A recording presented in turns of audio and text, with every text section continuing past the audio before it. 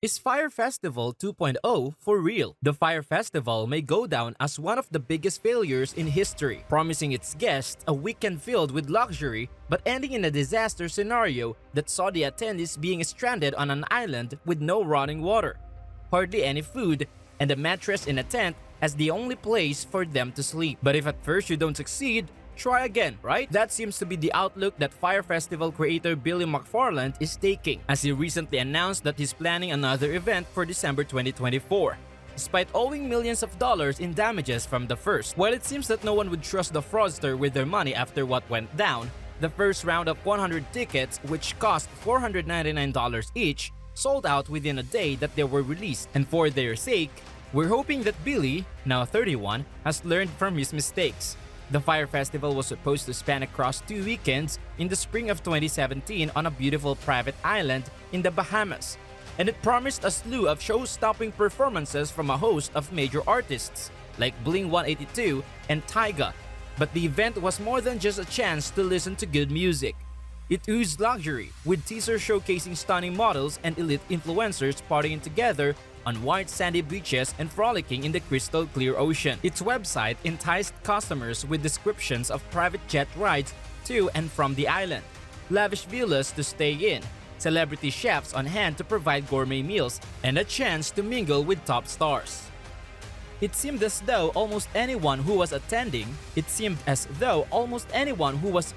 was attending, which induced a serious case of FOMO, or fear of missing out, among social media enthusiasts, and ultimately resulted in roughly 8,000 people forking over thousands of dollars on tickets. But when the attendees began arriving on the island on the fateful day in 2017, chaos quickly ensued, and what was advertised as a dream weekend with glitz and glamour became a nightmare. Guests were forced to wait for hours on end in the heat and herded into overcrowded planes. The glamorous abodes were nowhere to be found, and they were told they'd have to sleep in disaster tents instead.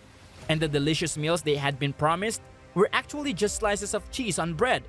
The rise and fall of the event was documented all across the internet, turning the debacle into one of the most talked about events of the year, and leaving many to wonder what went wrong. While Billy initially insisted that bad weather was to blame for the mishaps, he claimed the massive storm came in the night before and left organizers rushing to fix a ton of damage.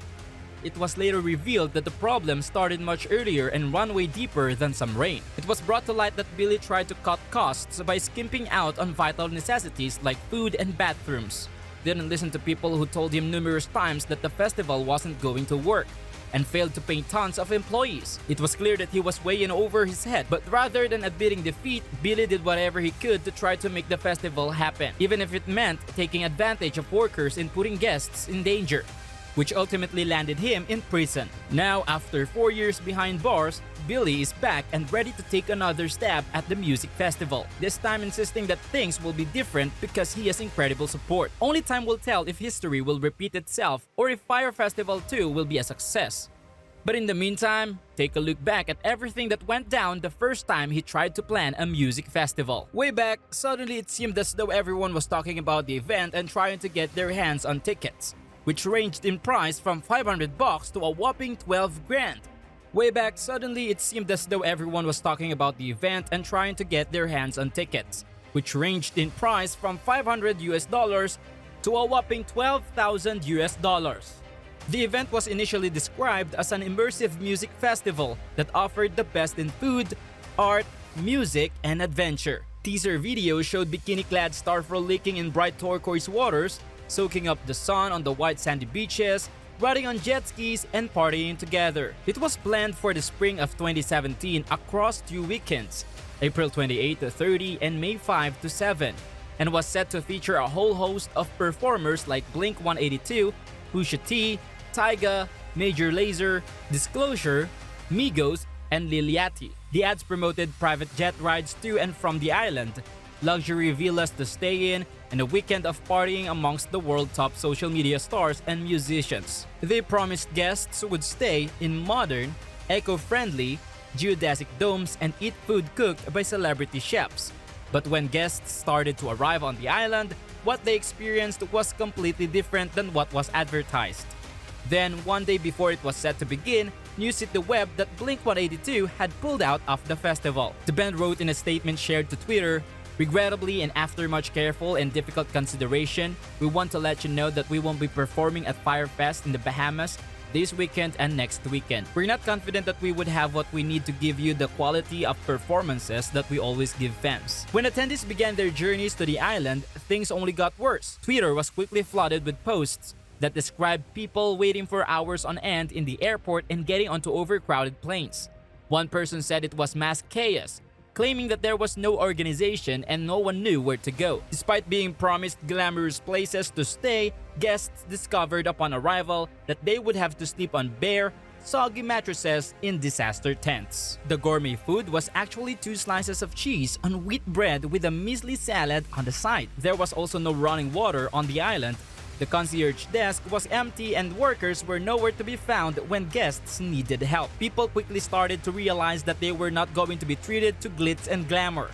But when they tried to flee the island to return home, getting on a flight back was nearly impossible. Some social media users claimed they stood in the airport for ages and had no access to food or water while they waited.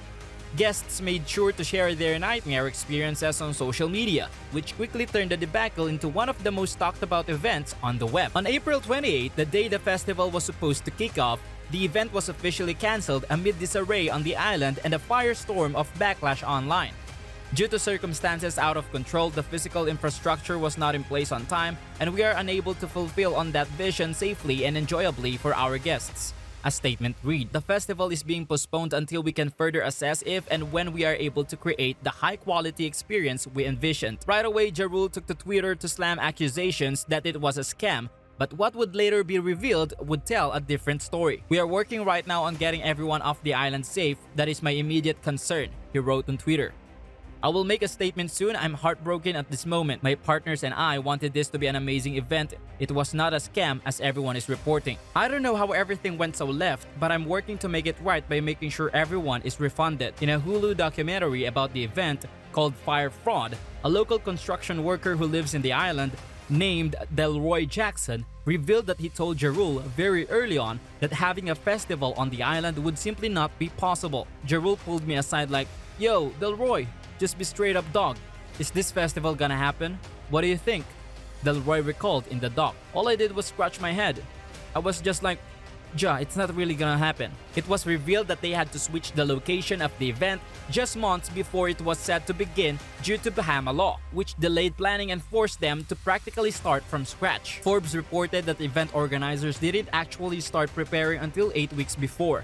While it usually takes around 12 months to pull off a music festival of that magnitude, the outlet also noted that the island they settled on had zero infrastructure, which meant everything needed to be brought to the island, from portable toilets to basic supplies like water.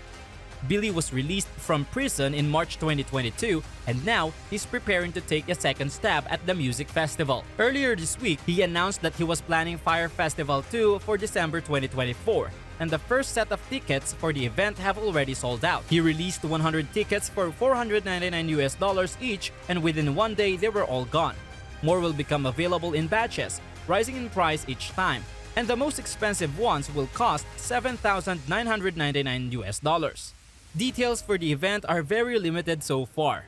The festival's website doesn't have a lineup or any confirmed performers yet, and it's unclear where it will be held as it simply lists the Caribbean Sea as the location. Even the proposed date of December 6, 2024 is subjected to change, according to the site. Fyre is about people from around the world coming together to pull off the impossible. Billy wrote on Twitter this week, "This time we have incredible support.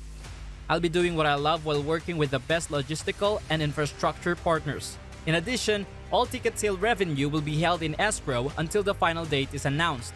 We look forward to surprising the world alongside our partners as we build Fyre and Fyre Festival 2 into the island adventure of a lifetime." NPR reported that Billy could make $1.2 million if all the tickets sell out, but pointed out that much of the profit will have to go the money he still owes to investors, guests, and others who were defrauded during the original festival.